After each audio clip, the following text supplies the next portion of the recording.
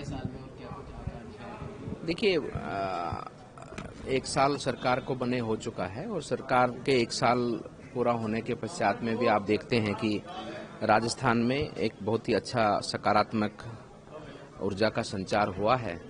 और राजस्थान की प्रदेश की जनता जिस तरह से एक वर्ष पूर्व में आए दिन नई नई घटनाओं के बारे में सुनने को मिलता था, आज उनमें भी बहुत अधिक जो है कि उन घटनाओं पर अंकुश लगा है।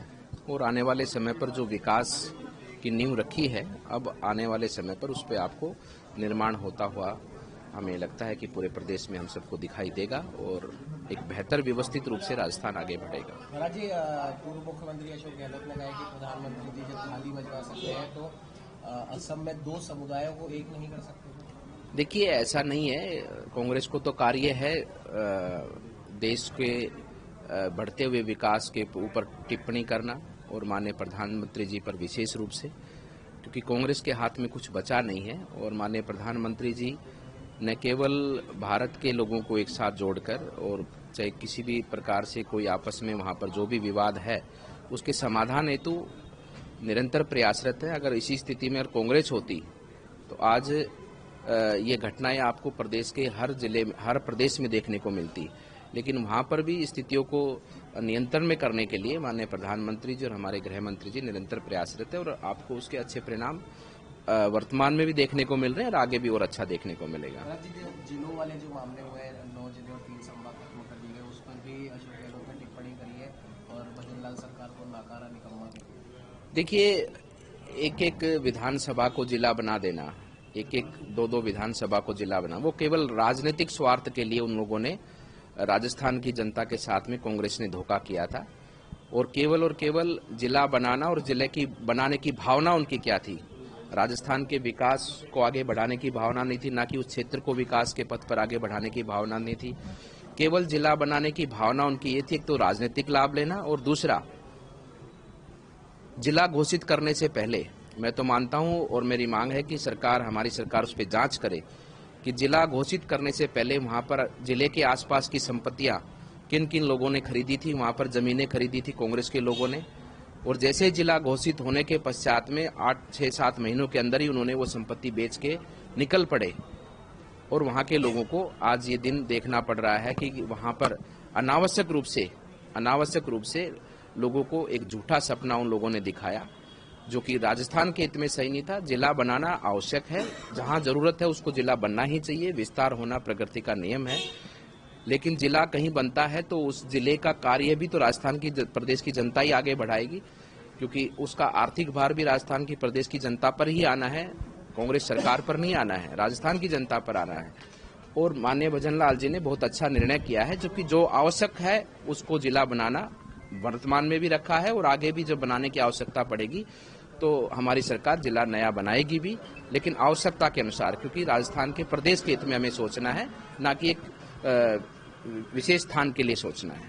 महाराज जी, लगातार कांग्रेस आरोप लगा रही है कि सिर्फ जो है देश का माहौल खराब करने के लिए हिंदू मुसलमान किया जा रहा है। देखिए, ऐसा कुछ नहीं है, ऐसा कुछ नहीं किया गया, ऐसा कुछ नहीं है। मस्जिदों की बात नहीं है, मंदिरों की बात नहीं है।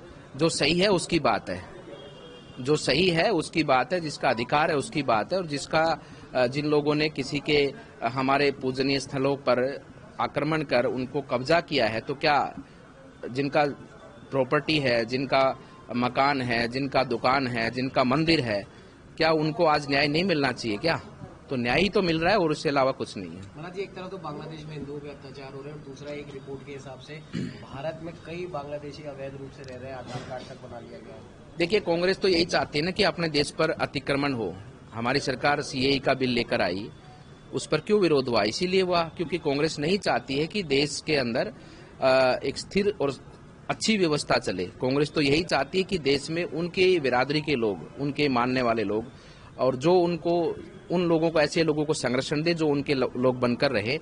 तो कांग्रेस के राज में ही शुरू से ही ये व्यवस्थाएं बिगड़ी हुई है। 2014 के बाद में बहुत सी व्यवस्थाएं सुधरी हैं और मैं मानता हूं कि देश के अंदर ऐसे बहुत बड़ी संख्या में लोग हैं जो बाहर के देश के आकर यहाँ पर रह रहे हैं और जो हमारे देश के मूल निवासी हैं, जिसके अंदर जो हमारे, चाहे पाकिस्तान हो, चाहे बांग्लादेश हो, चाहे और अन्य देशों के अंदर हो, जो हमारे हिंदू भाई बहन हैं, जिनका एकमात्र देश भारत और नेपाल है, उनका घर है ये, लेकिन जो दूसरी बिरादरी के लोग जो यहाँ पर अनावश्यक रूप से आधिकारिक रूप से यहाँ पर रहते हैं, उन लोगों के लिए तो बहुत स्थान है, तो उनको अपने देश में जाके रहना चाहिए।